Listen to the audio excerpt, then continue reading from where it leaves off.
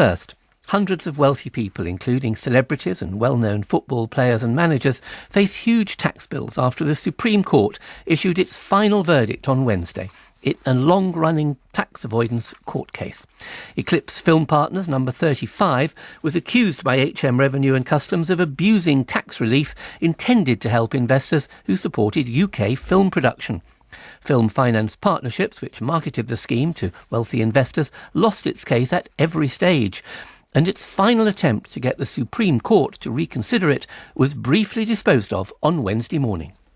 Despite your clear and helpful submissions, I'm afraid we've heard nothing that persuades us that the Court of Appeal went wrong in this case. So we're refusing permission to appeal. Lord Neuberger in the Supreme Court. So, HMRC had won. The complex avoidance scheme didn't work.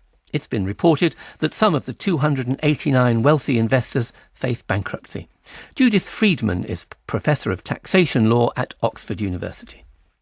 These investors were trying to invest in a way that would be tax efficient and would result in them being able to make a borrowing which would then deliver a return which would be a very good return, largely because of the tax treatment. They were doing this through a vehicle which did invest in films, and they were real films. They were Disney films, Enchanted and Underdog. But those films were already made, and indeed one of them was made entirely in the United States, so it was hardly supporting the British film industry. And that, I think, was something which the Supreme Court did consider. What did Her Majesty's Revenue and Customs claim? What was wrong with this investment? If it complied with the rules, it was in films, it was borrowing money, getting tax relief on it and then using that. What was wrong with it? Well, the way that they argued the case was very, very simple and used very old case law, and they argued that this was not really trading. In order to claim this relief, the taxpayers had to be trading with a view to profit. And what the revenue said was this really wasn't trading at all. They were just making an investment with a fixed return, and that can't classify as trading. And all the way through the court system, they upheld that decision of the first tier tax tribunal that this was not trading, and this was very largely an issue of fact. So what implications does this have for the people who invested in these schemes? Pretty dire implications, because they will not only not get tax relief on the investment, which was part and parcel of their plans, but they will also be taxed at some point on the returns, and so their calculations are completely askew, and they will end up paying a lot more than they put in. So they won't just have to repay the tax, they'll have to pay extra money. Yeah, because it didn't work, because things have been categorised in a way they weren't expecting, they will have to pay extra money, on top of which there may be penalties and interest to pay. So they really have had their fingers burned. What implications does it have for other similar schemes? There were 31 of these film partnership schemes. It was only one of them that was in court, and there are many others under different brands that seem to use a similar technique.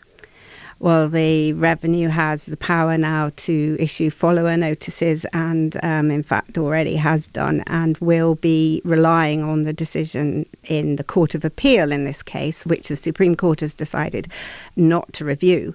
The HMRC will be relying on that decision to argue that everyone else should pay up. So there'll be an awful lot of people, not just the 200 odd who are in this scheme, but hundreds, thousands of people who could have been involved in similar schemes. It's highly likely that this will affect far more people than were affected by this particular litigation. Most schemes that are decided to be abused by HMRC or the courts are set up to take advantage of things which the government has introduced. I think Gordon Brown initially introduced this tax relief for film finance, and then it was extended by subsequent chancellors. So is the government to blame, in a sense, for these abuses, because it introduces things that can be abused? I think it's the case that if we had a very simple tax system which did not offer as many reliefs as our tax system does, there would be a lot less avoidance, there would be a lot less tax planning, and then there is a question of whether you call that abuse or not. And what about the people who make the declaration? Because I notice on my tax return I have to say whether I've participated in any tax avoidance schemes or not. Is that something new that will help stop people even beginning the process? I think that the people who were involved in this would presumably have taken advice and maybe didn't believe that they were involved in anything. I'm sure we haven't seen the end of this litigation yet, because some of them will be looking to the advice that they got in 2007 to see whether they got the right advice at that time. I suspect that some of them will be almost forced to look into taking further action because the amounts of money are so large.